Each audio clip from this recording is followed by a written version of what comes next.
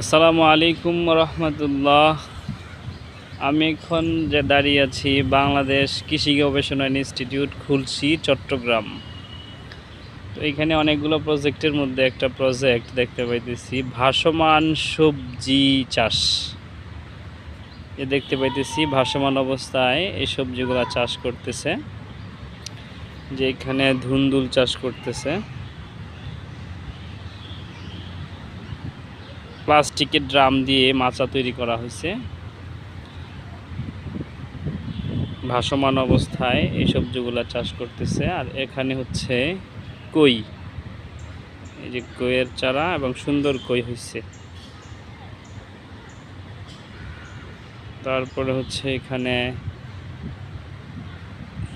জালি বলে, জালি চাল কুমড়া।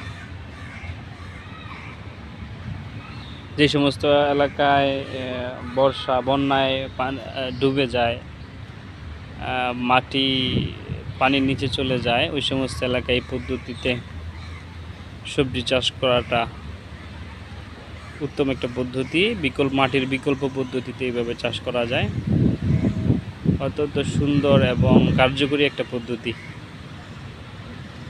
যাদের বাড়িতে পুকুর আছে তারা পুকুরে ওই পদ্ধতিতে চাষ করতে পারি। এটা হচ্ছে কৃষি গবেষণার একটি আধুনিক পদ্ধতি। এই পদ্ধতি অবলম্বন করে আমরা পানির উপরে ভাসমান সবজি বাগান আবাদ করতে পারি।